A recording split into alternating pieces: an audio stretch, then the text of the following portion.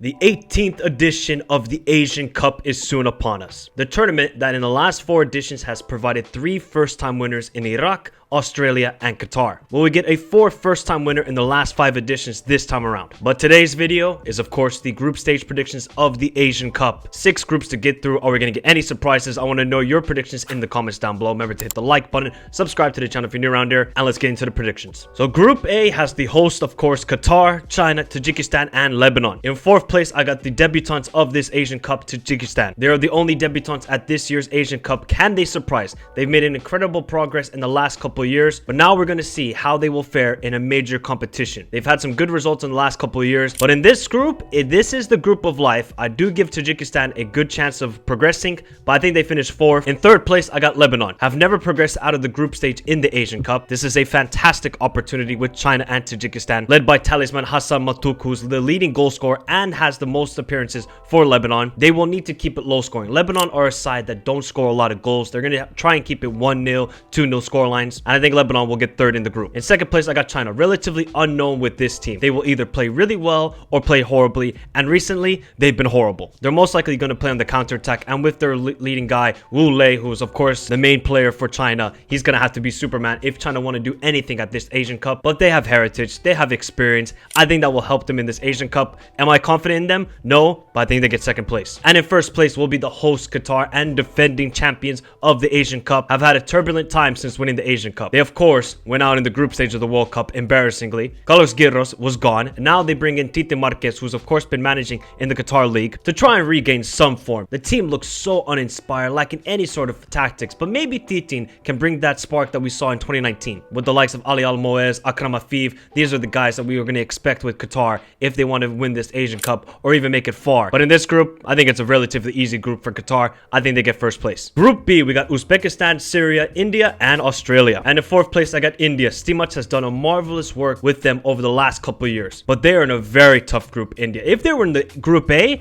I'd actually fancy India maybe getting 2nd or 3rd. Of course, you know, they're led by Chetri, who's still somehow playing for the national team and still getting the goals. But remember the name Naram Singh. He's also been a name to watch out for, and he's been doing well in the last couple international windows for India. But in this group, I think they get 4th. But hey, I think they can beat Syria. In 3rd place, I got Syria. There is no Omar Al-Samah. He was not selected to the Asian Cup, and he has retired from the national team. They obviously have Hector Cooper as the manager, who's helped recruit some dual nationals like Ibrahim Hessar, and Kibrin, the striker, needs to be clinical for Syria to stand any chance of progressing out of this group. I think they get 3rd. I don't really see much for Syria, and they're in a tough group with Uzbekistan and Australia. 3rd place for Syria. And in 2nd place, I got Uzbekistan, a really exciting team. They're going to score so many goals. Smurodov, of course, who's been lacking goals at club level, is going to have to be the main guy for Uzbekistan. Alongside Shukurov in the midfield. Defensively, they do concede a lot of goals. Yes, they have played against Mexico, USA, but even against Asian opponents, they do concede goals. But one thing is for sure, they are going to score goals, and they're going to be a fun team to watch. In this group, that battle against Australia is going to be awesome to watch. I think they get 2nd place. And in 1st place, I got Australia, a team that just really surprised at the last World Cup. Graham Arnold did an amazing job, even though there was a lot of questions around him during the World Cup qualifiers. Jackson Irvine, who's so critical in the midfield, is going to have to be the main guy once again. The one thing with Graham Arnold, he prepares his team so well tactically, and they will fight for him, and they will fight for the Australian national team every game. I think Australia, underrated side. I think they get 1st place in this group. Group C, where we got Iran, Palestine, Hong Kong, and the UAE. And in 4th place, I got Hong Kong. This is their 1st Asian Cup appearance since 1968. What an achievement. They're the lowest ranked side in the Asia Cup according to the FIFA rankings. Can they surprise? I don't really see it. It is an amazing achievement that they have qualified to the Asian Cup. I think they finished 4th place. 3rd place, I got Palestine. This is their 3rd appearance ever in the Asian Cup. They have never won a game in the Asian Cup. Will that change this time around? The main guy will of course be Oday Dagba. The leading striker has been in good form in Belgium this season, and they played a very good game against Australia. I think that can continue. I think they get 3rd place in this group.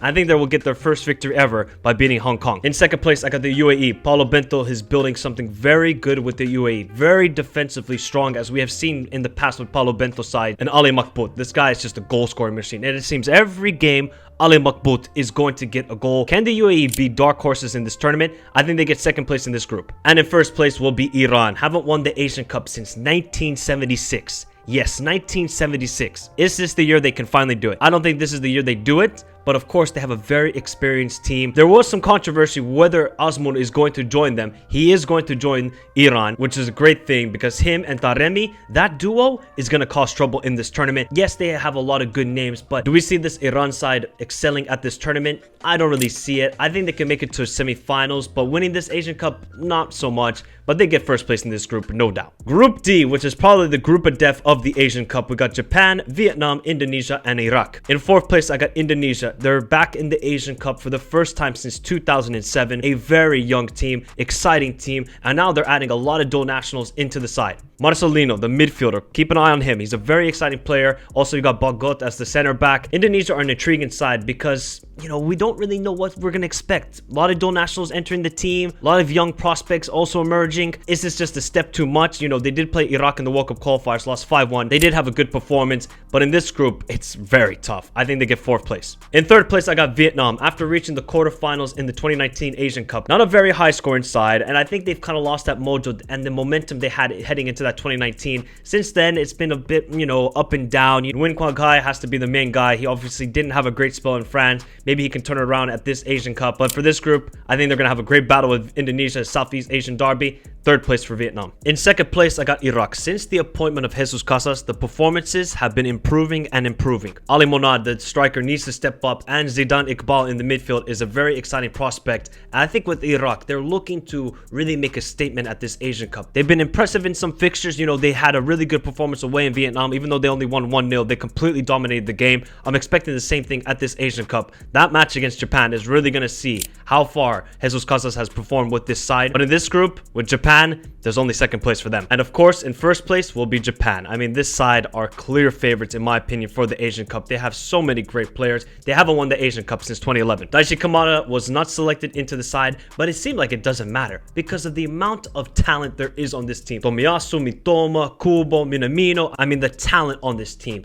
is just ridiculous. I think for this group stage, look, they should be winning this group quite convincingly. It should be 3 wins out of 3. But is the pressure going to get Japan when we get later on in the tournament? I don't think so. I think they've felt so much pressure at the World Cup. They felt pressure in World Cup qualifiers. And well, look what they did. They've been convincing every time, except in the World Cup. Of course, they had to play a little bit more defensive. But we've seen, even in World Cup qualifiers, you give this team the ball, they're going to destroy you. So Japan, they're going to win this group. They're going to finish first place. And I'm really excited to see what they do at this Asian Cup. Group E, where we have South Korea, Malaysia, Jordan, and Bahrain. In fourth place, I got Malaysia, back in the Asian Cup for the first time since 2007 and first time qualifying without being the host since 1980. I think when you watch Malaysia, it's a very good attacking team. Defensively, not the greatest. And that is one thing they're going to have to sort out in this Asian Cup. But, you know, they got a baller in Arif Aiman. He's the young star for this side, and watch out for him. He's going to have a breakthrough tournament. But in this group, I think they finished fourth. They're going to give a good game to Jordan and Bahrain. South Korea, I don't give them a chance. I think they finished fourth. In third place, I got Jordan. Been struggling lately with the results, but I think they've been playing so many tough opponents that they have kind of prepared themselves well for this tournament. Altamari from Montpellier has been really good with Montpellier this season. He is going to be the main guy for Jordan if they want to have a chance of progressing far in this Asian Cup, but I don't really see it. I think Jordan will get third in this group. They could give a good game to Bahrain. South Korea, not a chance. I think they finished third, Jordan. In second place, I got Bahrain. Very good defensive side under Pizzi, but we'll need to find a consistent goal scorer, either from Madan or Helal. They're going to try and keep games very low scoring. That is the key for Bahrain. They're not going to outscore opponents. They're going to try and keep it low scoring, 1-0, and Bahrain will be very happy with that, and I think they get second in this group. And in first place is South Korea. Crazy that South Korea haven't won the Asian Cup since 1960. 1960. Can Jurgen Klinsmann change the long suffering for success for South Korea? The team is stacked with difference makers. It will come down to Klinsmann and his tactics, and the main guys stepping up. Obviously, Lee Kang-in, Heung-min Son. Look at the performances of Hwang Hee-chan with Wolverhampton Wanderers. South Korea have so many different difference makers in this team that is going to come down to Klinsmann. Is he going to be too naive with the tactics or just leave himself too exposed, or is it going to be too defensive? I don't know how Klinsmann is going to approach it later on in this tournament. In this group, I mean, I would be shocked if South Korea doesn't win this group. I think they will. They will finish first place. And the last group, Group F, we have Kyrgyzstan, Oman, Saudi Arabia, and Thailand. In fourth place, I got Kyrgyzstan, making back-to-back appearances at the Asian Cup. Can they match the same result as last time with the round of 16 appearance? Results and performances haven't been as good heading into this tournament. They did, of course, beat Oman back in November. Will that give them confidence in this group? I think they're in a sort of group of life. I think they can definitely beat Thailand. They can definitely beat Oman. Saudi Arabia, I don't give them a chance. I think it's going to be between Kyrgyzstan and Thailand, who finishes 3rd and 4th, and I got Kyrgyzstan in 4th place. In 3rd place, I got Thailand, a very disruptive preparation for the Asian Cup. New manager Ishii doesn't have enough time to properly prepare the team, and Thailand's performances have not been so convincing. You know, this is a team that wants to keep the ball and have possession, but a young player to watch out for is Moente, who's been also very good in Belgium. I hope he has a breakthrough tournament. Thailand are an interesting team because you don't know what's going to happen. Either they're going to be really good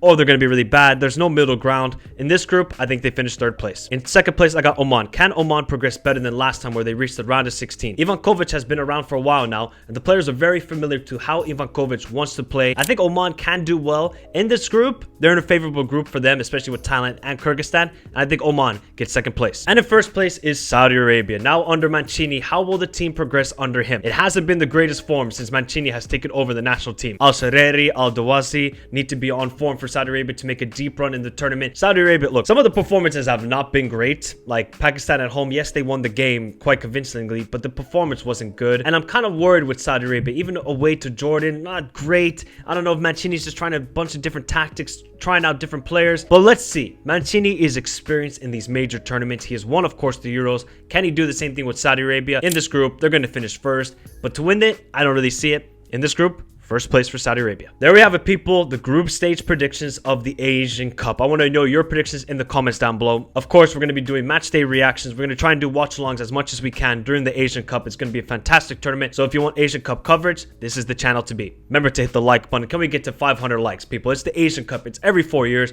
500 likes. Subscribe to the channel if you're new around here. Have a beautiful day. Stay safe in this crazy world. And until next time, adios. Explain something.